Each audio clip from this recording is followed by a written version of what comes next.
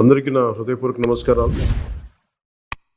కూటమి ప్రభుత్వం అధికారంలోకి వచ్చి దాదాపు 60 రోజులు కావస్తుంది.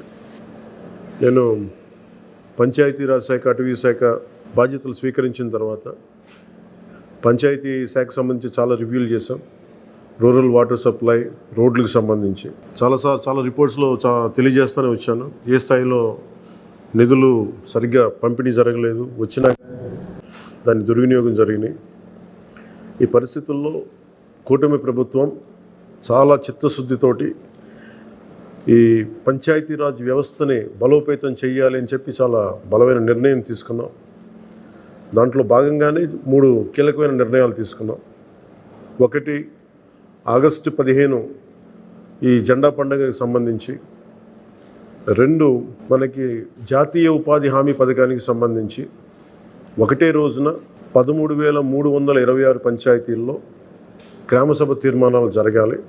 ఆ దిశగా అడుగులు వేస్తూ ఉన్నాం. ఈ గ్రామసభ తీర్మానం అంటే ఏంటంటే, జాతీయ ఉపాధి హామీ పథకం ద్వారా వచ్చే కేటాయించిన పనులకు కానీ నిధులకు కానీ ఆ ప్రజాప్రతినిధులు, ఆ ఎమ్మెల్యేలు కానీ, గ్రామ సర్పంచులు కానీ, పంచాయతీ సర్పంచులు కానీ, ఆ పంచాయతీలో ఉన్న ప్రజలు కూడా అందరూ ఏకగ్రీవంగా అంటే ఏ పనులు జరగాలి, జాతీయ ఉపాధి హామీ పథకానికి సంబంధించిన ఆ పనులకి మన గ్రామాల్లో ఏ పనులు జరగాలి, ఏ పనులకి ఆ నిధులు కేటాయించాలి, ఈ దృష్టిలో గ్రామసభ తీర్మానం జరుగుతుంది. విడివిడిగా కాకుండా ఒకటే రోజున 13,326 పంచాయతీల్లో ఒకటే రోజున గ్రామసభ తీర్మానాలు జరగాలని కీలకంగా ఆదేశించడం అయినది. ఆ విధంగా ముందు ఒకటి చేస్తూ ఉన్నాం. రెండవది, జల్ జీవన్ మిషన్. అంటే ప్రతి ఇంటికి కుళాయి అనేది ప్రధానమంత్రి గారి ఆకాంక్ష, ఆశయం. ఏ ప్రభుత్వం కనీస మానవ హక్కు ఇది.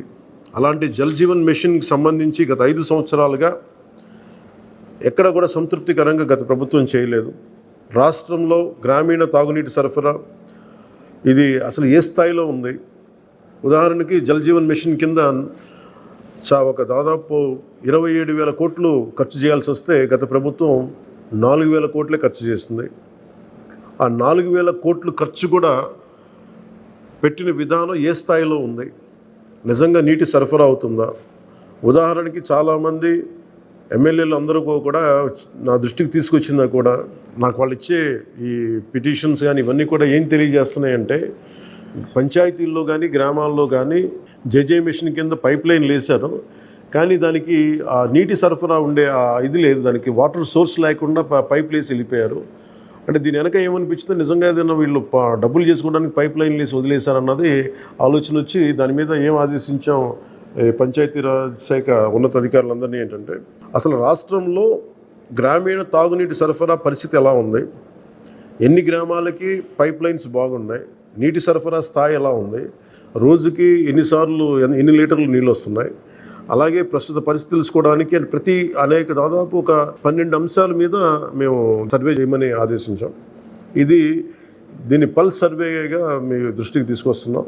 ఇది పల్స్ సర్వే చేపడుతున్నాం. దీంట్లో వచ్చిన డేటా ఆధారంగా జల్ జీవన్ మిషన్ని కూటమి ప్రభుత్వ ఆధ్వర్యంలో అత్యంత పకడ్బందీగా ప్రణాళిక రచన చేయడానికి ఈ సర్వే నిర్వహిస్తున్నాం. ఒకసారి ఈ డేటా పాయింట్స్ అన్నీ రాగానే ఏ పంచాయతీల్లో నీళ్ళు వస్తున్నాయి, ఏ పంచాయతీల్లో పైప్ లైన్లు డ్యామేజ్ అయినాయి, అసలు గత ప్రభుత్వం చేసిన 4,000 కోట్ల రూపాయల ఖర్చు నిజంగా ఆ ఉద్దేశింపు పనులకి జరిగిందా లేదా, వీటన్నిటిని కూడా ఈ పల్స్ సర్వేలు మనకి తెలిసి వస్తాయి. దీని సమూలంగా ప్రజలందరికీ సమీప భవిష్యత్తులో తెలియజేస్తాను. అలాగే గ్రామ పంచాయతీలు, పంచాయతీరాజ్ వ్యవస్థ బలోపేతం కావాలంటే సర్పంచ్ వ్యవస్థ చాలా కీలకమైంది. గత ప్రభుత్వం పంచాయతీ ఎన్నికలు సరిగ్గా నిర్వహించలేకపోవడం వల్ల మనకు నిధులు రాలేకపోయినాయి. చాలాసార్లు మేము అధికారంలోకి రాకముందు పంచాయతీ మనకి సర్పంచ్లందరూ మా దృష్టికి తీసుకొచ్చింది ఏంటంటే, కనీసం మాకు బ్లీచింగ్ పౌడర్ కూడా మాకు కొనుక్కునే డబ్బులు లేవు మా దగ్గర. వాళ్ళ అకౌంట్లో పడ్డా కానీ డబ్బులు ఈ ప్రభుత్వం ఈ డిస్కౌంట్స్ అని చెప్పి డబ్బులు తీసేసుకున్నారు. సో పంచాయతీల నిర్వహణకి ఎన్నికలు జరిగినాయి, కానీ పంచాయతీల నిర్వహణకి సంబంధించి ఏ విధంగా వారికి సరైన ఆర్థిక పరిపుష్టి జరగలేదు నిధులు పడ్డాక. నిధుల దుర్వినియోగం జరిగింది, అది మీ అందరికీ తెలిసిందే. దానికి మరింత వివరంగా ఎప్పటికప్పుడు తెలియజేస్తాం. సో ముఖ్యంగా పంచాయతీరాజ్ వ్యవస్థని, సర్పంచ్ వ్యవస్థని బలోపేతం చేయాలన్నదే మా కూటమి ప్రభుత్వం తాలూకు ఆశయం, ఆకాంక్ష. దాంట్లో భాగంగా ఇప్పుడు దాకా గత 30 సంవత్సరాలుగా, గత 1990 నుంచి ఇప్పటిదాకా ఎప్పుడు మన 15 ఆగస్టు పండగ జరపడానికి ఇప్పటిదాకా నిధులు ఇప్పుడు సమకూర్చలేదు. చాలా నామకే వాస్తే నామమాత్రంగా ప్రతి పంచాయతీకి, చిన్న పెద్ద పంచాయతీలకి 100 రూపాయలు, చిన్న పంచాయతీలకి, పెద్ద పంచాయతీలు 250 రూపాయలు చొప్పున ఇచ్చేవాడు. ఒకవైపేమో గాంధీ గారి కలల కన్నా పల్లెలే పట్టుకొమ్మలు అంటూ ఉంటాం, గ్రామీణ స్వరాజ్యం అని మాట్లాడతాం. కానీ ఎన్నికల్లో నిలబడ్డ పంచాయతీ సర్పంచ్కి మటుకు జెండా పండుగ నిర్వహించాలంటే వాళ్ళకి ఇచ్చే డబ్బులు 100 రూపాయలు, 250 రూపాయలు. ఈ రివ్యూ మీటింగ్స్లో మాకు తేలింది ఏంటంటే 100 రూపాయలకి, 250 రూపాయలకి 13,326 పంచాయతీల్లో ఏం చేయగలరు? మేము ఒకటే ఆదేశించాను, రాగానే చాలా ఘనంగా జరుపుకోవాలి. గాంధీ గారి ఈ గ్రామ స్వరాజ్యాన్ని నిజంగా మనం ముందుకు తీసుకెళ్లాలంటే ఆ స్టేట్మెంట్ చాలా బలంగా ఇవ్వాలి. 1994లో ఇచ్చిన జీవో 100 రూపాయలు, 250 రూపాయలు, ఒకటి స్వాతంత్ర దినోత్సవానికి, 2 గణతంత్ర దినోత్సవానికి, వాటిని పెంపొందించేలాగా, వాటిని పెంచేలాగా ఒక కీలకమైన నిర్ణయం తీసుకుంది ఈ కూటమి ప్రభుత్వం. ప్రతి ఒక్క పంచాయతీలో సర్పంచులు తలెత్తుకొని సగౌరవంగా జెండా వందనం చేసేలాగా రాష్ట్రంలోని ఎన్డీఏ ప్రభుత్వం నిర్ణయం తీసుకుంది. ఆగస్టు 15న స్వాతంత్ర దినోత్సవ వేడుకల నిర్వహణకు నిధులు కొరత లేకుండా చేశాం. చిన్న పంచాయతీలకి 10,000 రూపాయలు, మేజర్ పంచాయతీలకి 25,000 రూపాయల చొప్పున నిధులు సమకూరుస్తున్నాం. దానికోసమని జీవోను కూడా రిలీజ్ చేశాం. దీనిని పంచాయతీ సర్పంచులు దీన్ని పూర్తిగా సద్వినియోగం చేసుకోమని నేను విన్నవించుకుంటా ఉన్నాను. ఇప్పటి వరకు పంచాయతీలకి ఇంత పెద్ద స్థాయిలో ఆగస్టు 15, జనవరి 26 వేడుకలకు నిధులు ఇచ్చింది లేదు. 34 సంవత్సరాలుగా 1990 నుంచి ఈ మొత్తం ఇప్పటిదాకా పెంచలేదు. 34 సంవత్సరాలుగా ఈ పండగలకి, జెండా వందనం పండగ కానీ, గణతంత్ర దినోత్సవానికి కానీ 100 రూపాయలు, 200 రూపాయలు చొప్పున ఇచ్చేవాళ్ళు.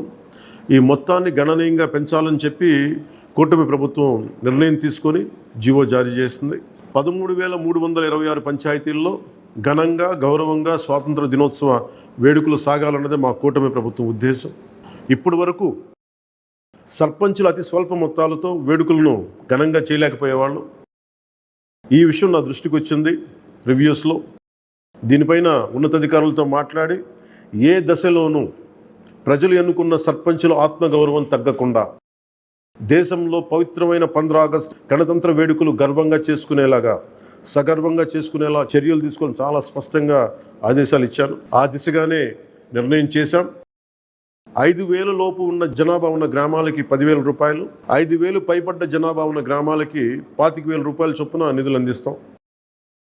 గాంధీ మహాత్ములు కలలుగన్న గ్రామ స్వరాజ్యం సిద్ధించాలన్నదే మా కూటమి ప్రభుత్వం తాలూకు తపన, ఆకాంక్ష. అందులో భాగంగానే పంచాయతీలకి తీర్చిదిద్దే ప్రక్రియకు శ్రీకారం చుట్టాం. ఈ ఆగస్టు 15 నుంచి పారిశుద్ధ నిర్వహణ, రక్షిత తాగునీటి సరఫరా, మౌలిక వసతులతో కల్పనతో గ్రామాలు సర్వతోముఖాభివృద్ధి దిశగా అడుగులు వేస్తున్నాం. గౌరవ సర్పంచులందరికీ నా విజ్ఞాపన, ప్రభుత్వం నుంచి విన్నపం, ఆగస్టు 15 నాటి వేడుకల్లో అందరి భాగస్వామ్యం ఉండాలి. పంచాయతీ పరిధిలోని పాఠశాలల్లో వ్యాసరచన, క్విజ్, డిబేట్ పోటీలు, క్రీడా పోటీలు నిర్వహించాలని కోరుకుంటా ఉన్నాం. ఉపాధ్యాయులు భాగస్వామ్యంతో వీటిని నిర్వహించాలని కూడా ఆదేశాలు ఇచ్చాం. గ్రామంలో స్వాతంత్ర సమరయోధులు, రక్షణ రంగంలో పనిచేసిన వారు, ముఖ్యంగా పారిశుద్ధ్య కార్మికులకు సత్కారాలు చేయాలి. గౌరవ ప్రధానమంత్రి గారు ఇప్పుడు కూడా పారిశుద్ధ్య కార్మికులకి ఏ స్థాయిలో గౌరవించారో అందరికీ తెలిసిందే. రాష్ట్ర ఎన్డీఏ ప్రభుత్వం కూడా ఆ దిశలోనే గౌరవ ముఖ్యమంత్రి శ్రీ నారా చంద్రబాబు గారి ఆధ్వర్యంలో పారిశుద్ధ్య కార్మికులకు అదే గౌరవం ఇవ్వడం జరుగుతుంది. సో ఈ విధంగా మేమందరం బలంగా, చాలా కీలకంగా పనిచేస్తూ ముందుకెళ్తున్నాం. దీని అందరికీ ప్రజలందరూ ఆశీస్సులు కావాలి. సర్పంచ్ వ్యవస్థని, పంచాయతీరాజ్ వ్యవస్థని బలోపేతం చేసే విధంగా ఈ ప్రభుత్వం ఉంటుందని మీ అందరికీ తెలియజేసుకుంటూ, ఒకే ఒక విన్నపం, ఇది పర్యావరణానికి పరిమితులకు లోబడి పర్యావరణం పరిరక్షించేలా ఈ పండుగ ఉండాలి. ప్లాస్టిక్ వాడటం కంటే కూడా జెండాలకి ఆల్టర్నేట్గా మన ముఖ్యంగా మన చేనేత జెండాలు ఏదైనా వాడండి. అలాగే ఇప్పుడు నేను పెట్టుకుంది కూడా పర్యావరణానికి హాని కలిగించింది ఇది. దీంట్లో సీడ్ ఉంటుంది, దీంట్లో ప్లాంట్ అని చెప్పి ఒక సంస్థ ఏదో ఉంది, వాళ్ళు ఇచ్చింది. మేము ఈ స్థాయిలో మీకు దొరికినంత దాంట్లో పర్యావరణాన్ని పరిరక్షించేలాగా ప్లాస్టిక్, మన జెండా పండుగ అని చెప్పి ప్లాస్టిక్ అంతా రోడ్ల మీద పడేస్తాం. అలా కాకుండా చాలా బాధ్యత తొందరగా జరుపుకోవాలి అని తెలియజేసుకుంటూ సెలవు తీసుకున్నాను. జై హింద్.